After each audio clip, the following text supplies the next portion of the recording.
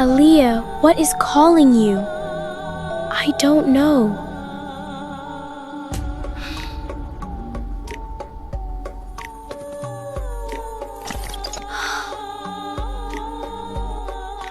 A group of hunters went into the forest looking for game as they usually do. But when they returned to Fomi, they were carrying a baby no one had reported missing. There was no mother, no footprint, and no village ever came to claim her. So where exactly had this child come from? That morning had begun like any other usual morning in Fomi village. The hunters knew those parts well, and nothing seemed unusual until one of them heard something. It was faint at first, but when they stopped to listen, they realized it was the cry of a baby. Naturally, they followed it. Beneath one of the oldest trees in the forest, they found a baby girl lying completely alone. And of course, their first thought was that her mother had to be somewhere nearby. So they called out. They searched behind the trees and they checked every part around them. But there was nobody.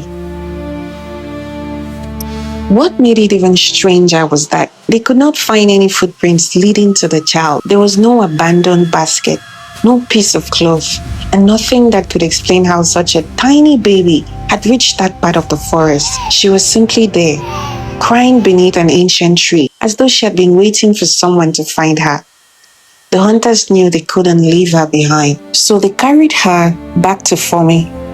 Now imagine the reaction when several hunters entered the village carrying a baby. Everyone gathered around them with questions. Whose child was she? Who had taken her into the forest? And why would anyone leave a helpless baby in such a place?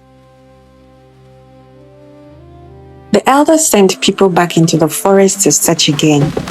Messages were also passed to neighboring communities because everyone believed that surely somewhere somebody was looking for this child.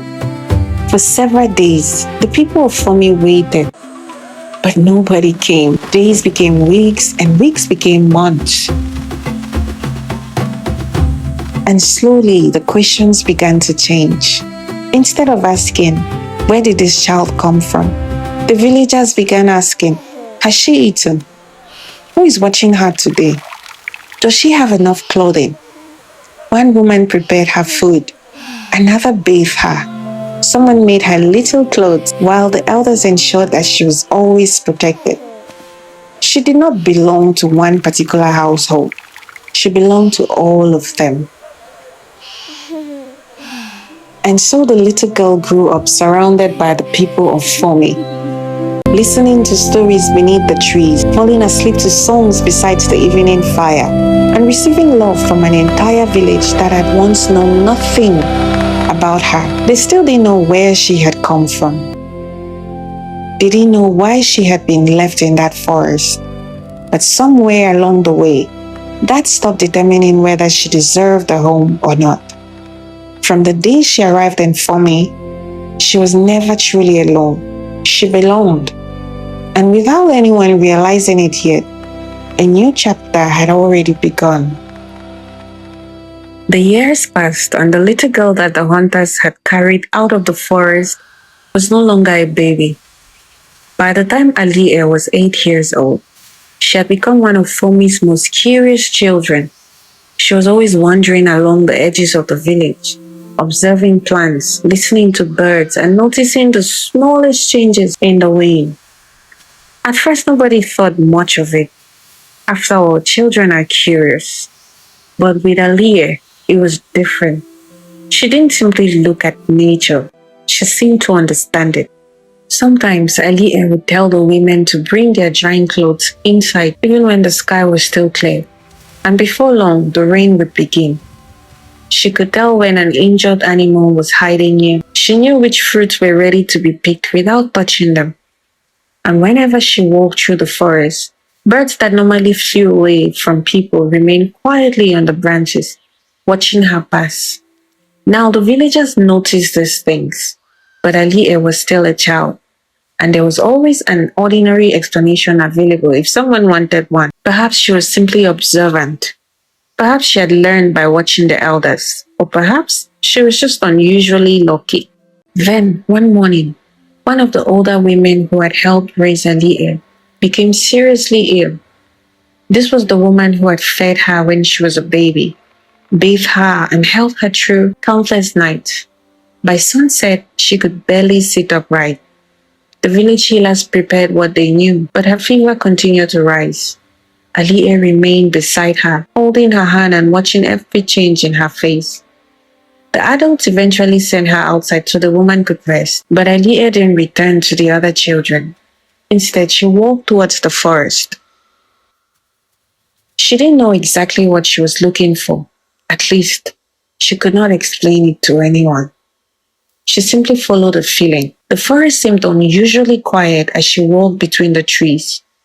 Then she stopped beside a plant she had passed by many times before. Its leaves were narrow, its stem was dark, and there was nothing particularly remarkable about it. But somehow, Aliyeh knew that she needed that plant. Nobody had shown her, nobody had told her what it could do. Still, she carefully gathered a few leaves and carried them back to Fomi. Naturally, the adults were alarmed when Aliyeh said the leaves could help. She was only 8 years old. And when they asked who had taught her, she had no answer. She simply said, "I know." Of course, that wasn't enough. The elders examined the leaves carefully.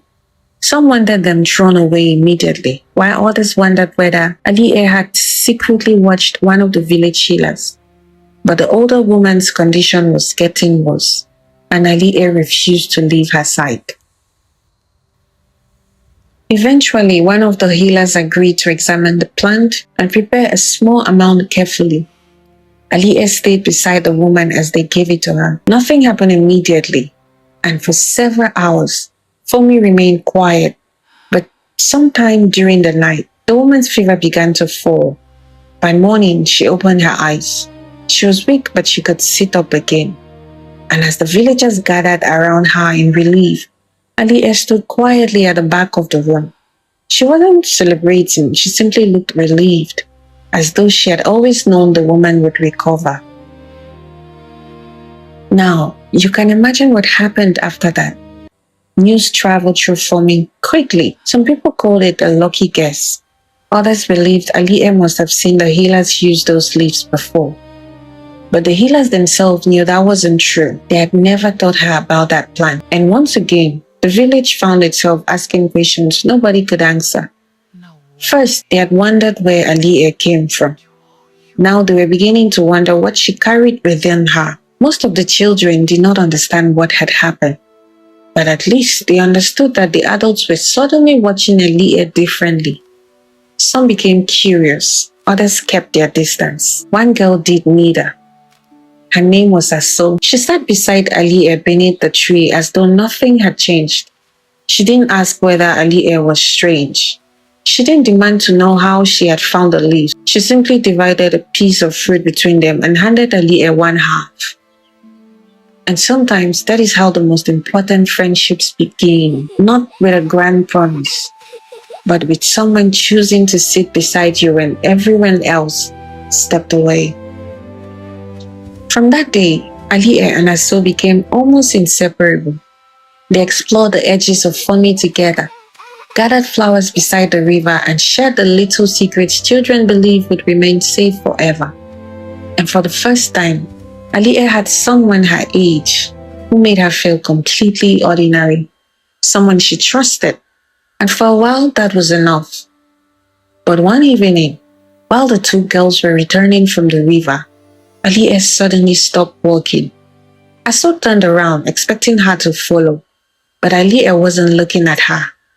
She was staring towards the forest. The wind had disappeared. The birds had gone silent. Even the leaves seemed unusually still. Then, without warning, the branches of the trees began moving, not with wind, towards Aliyeh. Azah stood frozen as the leaves bent in the same direction, as though the entire forest had suddenly become aware of the girls standing before it. Then Aliyeh whispered something. Azah couldn't understand the words, but the forest did, because a moment later, something answered from deep among the trees. Aliyeh took one slow step forward. Azah reached for her hand. Aliyeh, what is calling you? Aliyeh turned towards her and her expression on her face was one Azah had never seen before. I don't know, she said quietly. Then the voice came again. This time, it called her by name. The people of Fomi had spent years wondering where Aliyeh came from, but perhaps the forest had known all along. And whatever was waiting amongst those trees had finally realized that Aliyeh was old enough to hear it.